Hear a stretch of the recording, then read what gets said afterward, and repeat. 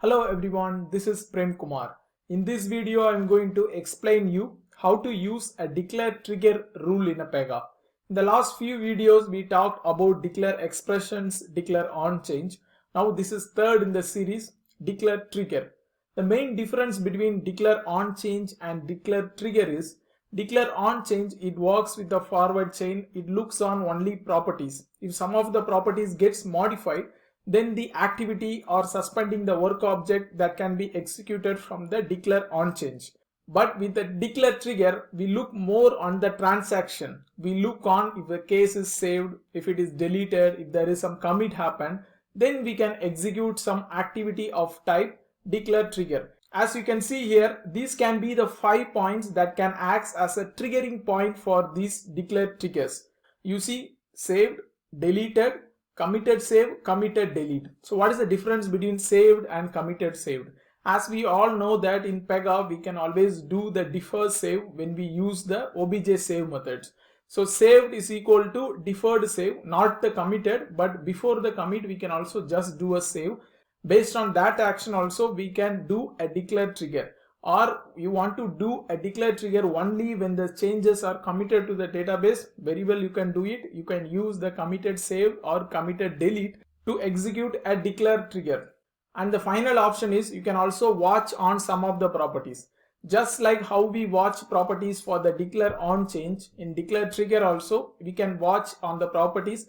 If one of the properties was modified and if the instance is saved, then we can also trigger the declare activity. So these are the 5 options based on which you can run a declare trigger. Then you also have an option to copy the existing details into old details. For example, if you want to track some property value changes, you can very well do that using a declare trigger. In this tutorial, I am also going to show you how to use the field level auditing. And finally, unlike declare on change where we can execute activity as well as we can suspend the work object, here we can only execute the activity and that activity should be of type declare trigger. Let's go to Business Studio and check the existing declare trigger rules, and then we will also see how to use the field level auditing using the declare trigger. Let's get started. So here I have logged in into the Business Studio, and declare trigger is part of again the same category, the decision category. So go to decision and then you can click on declare trigger to look at the list of declare trigger instances that were created and that were also already existing in the system. During the weight shape lecture, we already saw some declare trigger rules that got created. Let me open the declare trigger rule on the investigation. If I open this, there I will get a declare trigger that is responsible to maintain the case dependency between the claims as well as the investigation, and this declare trigger is created on the child case and the claims case is like a dependency. So claims case waits till these child cases gets resolved. That is why you have a py case dependency on the child case. So whenever this saved and then the status gets changed, this declare trigger activity gets executed to check if there is some kind of low dependencies, and if the status is good, then the claims case can resume. We already saw in the wait video. If you really want to look into that, you can visit the wait video where I explain technically what are the Pega rules that are involved, especially with this declare trigger as well as on the declare index. Now first, let's start with exploring about the configurations that you find in the declare trigger rule. There is one main tab that is on triggers. On the triggers tab, we find the first block where we can say when to trigger. Trigger when an instance is, as we saw during the introduction, we have 5 options. We can use the deleted option. So whenever an instance is deferred deleted, it means if you do obj delete or obj delete by handle without using the commit option, then you can trigger this declare trigger. And then saved is exactly similar to delete. If you use obj save with defer option, then you can run this declare trigger, and these two are committed. So this can be like when you use obj save with right now, or when a obj save is already done and then a commit operation is performed. In that cases also it's like a committed save, so you can run some activity based on this trigger condition. So all these options you have. Whenever you use these 4 options, you don't have the properties to watch for. But when you use the 5th option, save, and one of the properties were modified, then you can also watch on special properties. For example, if you see on this declare trigger, they are specifically looking for this py status work property. So whenever only the py status work changes and once it reaches the resolved status, only then the claims records can proceed further, right? So definitely for the case dependency, this property is key. Py status work is key. Similarly, if you have some other different requirement, you can very well monitor the properties that you need to look, and once the property is modified, you can also have some conditions to check if you really want to execute the trigger activity, because not for all property status or all property values you want to execute this trigger activity. So you can always have the conditions. And one more thing to note is you can always copy the value to a old property value. For example, let's say the py status work is keeping on getting updated. So whenever an update happens, you want to capture the old value, and new value will always be updated to py status work. If you want to really have the old value into some other property, you can very well do it. You can specify the property here so that whenever a property gets modified, it captures a snapshot of the previous value and store it into this place. And when condition, we all know when to trigger activity. We can specifically make a condition and then trigger activity. Trigger activity, definitely you should be creating an activity of type declare trigger. If you go to security tab, there you will find the type of trigger. So only those activities you can use here. We saw the exact thing on the declare on change, and then you can also pass parameters. And execute, you have two options. You can either execute it immediately, or you can also use it to run on the background. So executing immediately, it's like it runs on the current requester, whereas if you want to execute it at the background, then it creates a child requester. You can think it of like a queue requester.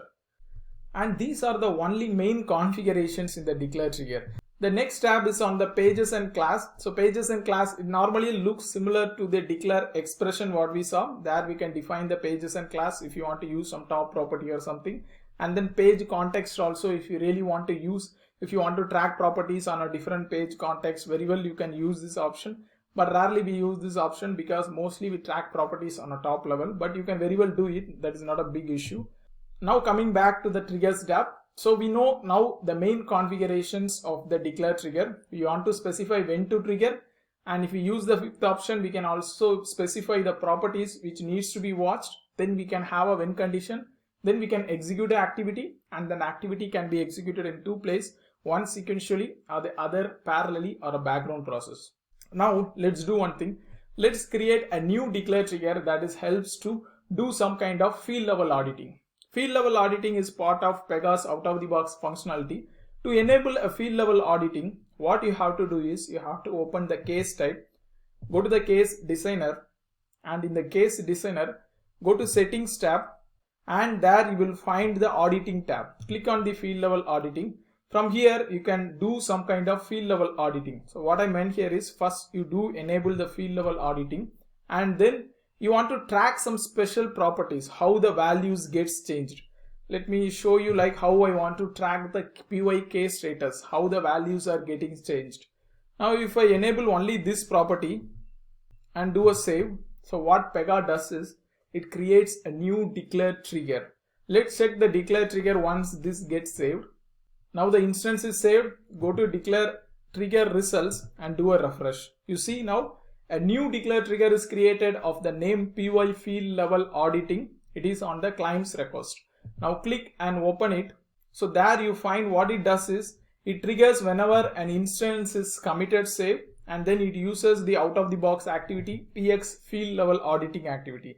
And this activity, what it does is it gets the case configured properties, like what are the properties are configured into the case, and then it also adds a history page. That is a key thing. You can also add histories.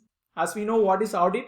Audit is like adding some history, and for each field level it always adds some history into the case level.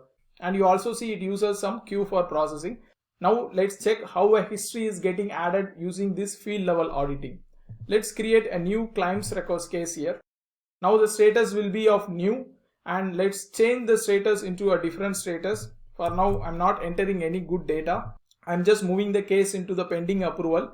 Now if you go to audit tab, you should find the history for this case status instance. You can already see the status changed to pending approval. You can also trace it for the declare trigger execution. Now I want to track one more property, because case status by default also it gets tracked. I'm going to track a property on the consumer details, and then I'm going to say customer type. I'm going to track the property of customer type. Now let's do a save. And then you come back here, you see the declare trigger. And one more thing, the declare trigger, it uses another rule of the same name. It will be of data transform, and there Pega adds all the properties. Like for data transform, if I see here, now you will find there are two properties which we are watching. So definitely you should have two properties here. You see PY status work is one property, and then under customer details, customer type is another property. So two properties getting added here. Pega will automatically make sure that it adds to this data transform. You don't want to worry about anything. Now let's create a new case and provide the customer type and check how the audit is maintained. Now I'm going to change the customer type to Platinum, Prem Kumar, and then do a submit. Now if you go to the audit tab, there you should find the customer type values getting changed. So here I missed to add one point. You have to use the field history because this is just the history. So use the field history, and there you should find the values. So it is now loading. The field histories are getting loaded. As you can see, the case status gets changed. The customer details gets modified. You can also expand and check what is the old value, what is the new value. Old value, it was not there by default, and new value is changed to Platinum. This is how Pega maintains it. It uses a declare trigger to do the field level auditing. So now you know what is the right case for declare trigger. You can use by default the field level auditing, the case dependency, the weight shape. Again, it uses some default declare trigger. You can create your own declare trigger if you want to do some kind of action based on some committed save or saved. Really, declare trigger is a cool feature. Definitely in your project you will be using it, or you may have requirement definitely to use it. So use it as and when needed. In the next video, I'm going to talk about the declare index. See you in the next video.